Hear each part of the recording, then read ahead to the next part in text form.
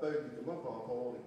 Et en plus, le riz était beaucoup moins surveillé, par exemple, que le blé, hein, qui était beaucoup plus contingenté. Donc voilà. Mais vous voyez, il y a un débat, ce type de débat qu'on a entre chercheurs des sciences humaines. Je suis désolé, on pourra discuter encore pendant 1 heure dans la soirée. Il y a des archives, on va tous reconsulter, et puis on se retrouvera, hein, pour discuter de tout ça. Alors maintenant, deuxième problème que je voudrais aborder avant de passer aux questions, c'est la libération. Et après la libération, donc on a dit que beaucoup de travailleurs indo-chinois, et d'ailleurs de tirailleurs aussi indo-chinois, ont participé à la lutte armée, hein, du côté de la résistance. Dans les camps, ont pris en main l'administration des camps. J'ai parlé tout à l'heure de Raymond Watt qui a facilité ça. Ont pris en main l'administration des camps par rapport à l'administration coloniale. Mais ensuite, la guerre d'Indochine, donc, et toute une série de problèmes qui vont se poser, c'est-à-dire les positionnements par rapport à la guerre d'Indochine. Quel est le type de revendication avancée? Est-ce que c'est l'indépendance immédiate? Est-ce que c'est l'intégration de l'Indochine dans l'Union française, hein, que va constituer le général de Gaulle?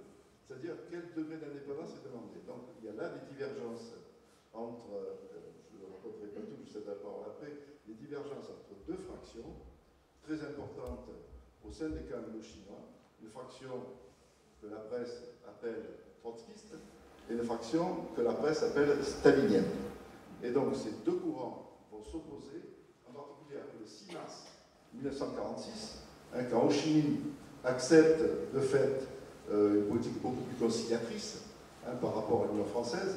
Les trotskistes vont la dénoncer, les staliniens, alors, hein, je mets tout ça entre guillemets, les staliniens vont l'accepter et leurs affrontements assez importants. Or, les trotskistes sont majoritaires dans les camps, à ce moment-là, dans certains cas. Bon, vous voyez, Alain n'est déjà pas d'accord, on va en discuter.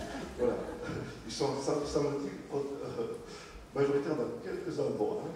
Bon, mais de toute manière, ça va provoquer des affrontements violents, hein, ce qu'on a appelé, ce qu'on a appelé la Saint-Barthélemy, mais au moins des affrontements sanglants de Mazar, hein, où il y a eu des morts à cause de l'affrontement entre ces deux courants. Je crois qu'il faut en parler, parce qu'il y a eu beaucoup de dossiers dans la presse, il y a eu des répercussions assez importantes, hein, qui sont prolongées pendant pas mal de temps. Voilà, mais bien évidemment, nous ne trancherons pas ce soir sur ce problème-là, donc nous allons avoir quelques éclairages. Alors, Alain, tu commences? Oui, je voulais dire que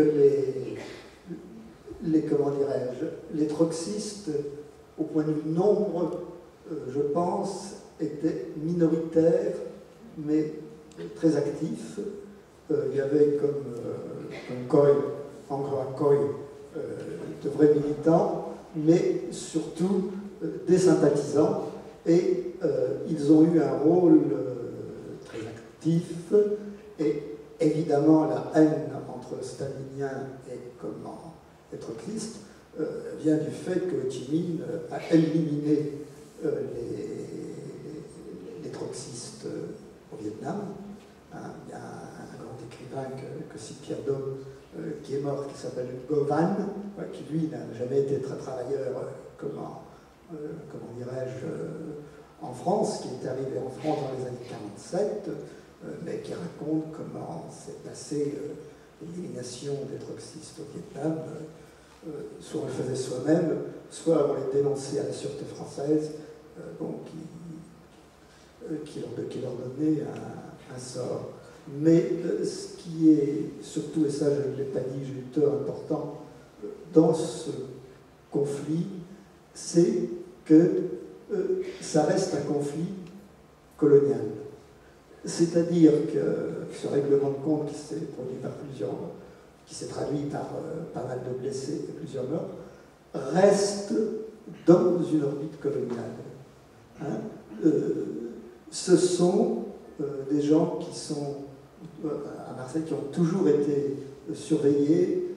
C'est des citoyens, mais pas des Français, et la sûreté, on regarde les archives départementales et tout ça, ils ont un statut colonial, et le traitement de l'État français maintient ce règlement de compte, ça aurait été un règlement de compte tout à fait ailleurs, dans une orbite qui est l'orbite de l'exploitation et du statut.